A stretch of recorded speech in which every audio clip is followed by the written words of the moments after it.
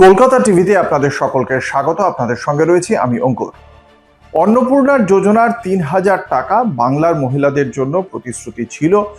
রাজনৈতিক দল হিসেবে বিজেপির ক্ষমতায় আসার পর তারা সেই কথা প্রতিশ্রুতি রাখে। মুখ্যমন্ত্রী শুভেন্দু অধিকারী সেই ঘোষণা করেন এবং প্রথম মাসে বলা হয় যে সমস্ত শর্তাবলী ছিল এই অন্নপূর্ণা যোজনায় নাম তুলতে গেলে অনেক মহিলাই সেক্ষেত্রে নাম তুলতে পারেননি। পরে আমরা দেখতে পাই যে রাজ্য সরকারের পক্ষ থেকে যে তথ্য সামনে আসে সেই তথ্যে দেখতে পাওয়া যায় যে লক্ষ্মীর ভাণ্ডারের সকলেই অন্নপূর্ণা যোজনায় তাদের নাম উঠবে একথা বলা হয়েছিল বিজেপির পক্ষ থেকে।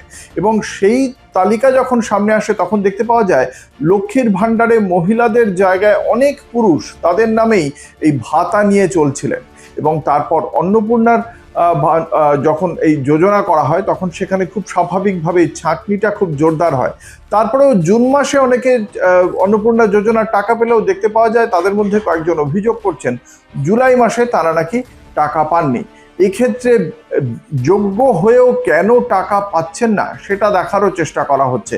এবং সেক্ষেত্রে অভিযোগ উঠেছিল যে সিস্টেমের মধ্যে এখনো পর্যন্ত প্রাক্তন শাসক দল অর্থাৎ তৃণমূল কংগ্রেসের মনোভাবের যারা রয়েছেন সেই সমস্ত মানুষজন রয়েছেন যারা যোগ্য হয়েও যাতে না পায় সেটা যেমন দেখা হচ্ছে, আবার কিছু মহিলা যাতে না পান যেহেতু তারা হয়তো তৃণমূল কংগ্রেসের মহিলা সংগঠনের সঙ্গে যুক্ত ছিলেন সেই জন্য তাদেরকে আটকে দেওয়া হচ্ছে, তাদের নাম কেটে দেওয়া হচ্ছে, এমন অভিযোগ করেছেন কিছু মানুষ।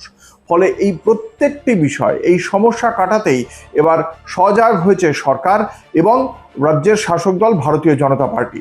এই কারণে ভারতীয় জনতা পার্টির যারা রয়েছেন মণ্ডল স্তরে যে সমস্ত কর্মী রয়েছেন তাদেরকে এই বিষয়ে প্রশিক্ষণ দেওয়া হচ্ছে এবং যে সমস্ত ব্যক্তি মহিলারা যোগ্য অন্নপূর্ণা পাওয়ার যোজনার টাকা পাওয়ার যোগ্য তাদের সঙ্গে কথা বলে কোথায় সমস্যা, কেন রাজ্য সরকারের পক্ষ থেকে তাদের অন্নপূর্ণা যোজনার টাকা কেন দেওয়া হচ্ছে না সে বিষয়টি খতিয়ে দেখে সে বিষয়ে রাজ্যের শাসক দল এবং সরকারের মধ্যে সমন্বয়ের মাধ্যমে প্রত্যেকের কাছে যাতে যারা যোগ্য তারা যাতে কোনোভাবে বঞ্চিত না হন সেই বিষয়টি খতিয়ে দেখা হচ্ছে রাজ্য সরকার এবং রাজ্যের শাসক দল বিজেপির পক্ষ থেকে।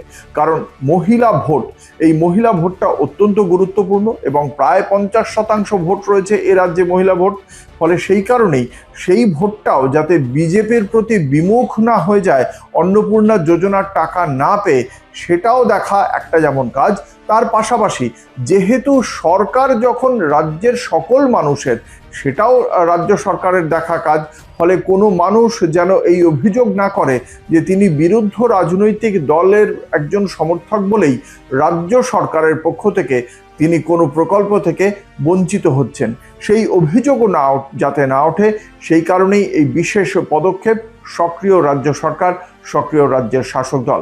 দেখা যাক এই মাসে কতজন অন্নপূর্ণা যোজনার টাকা পান এবং কতজনের যে অভিযোগ বা সমস্যা ছিল তার নিরসন হয়। এবং সেই তথ্য জানতে গেলে আপনাদের তাকিয়ে থাকতে হবে কলকাতা টিভির পর্দায় রাত দিন 7 দিন।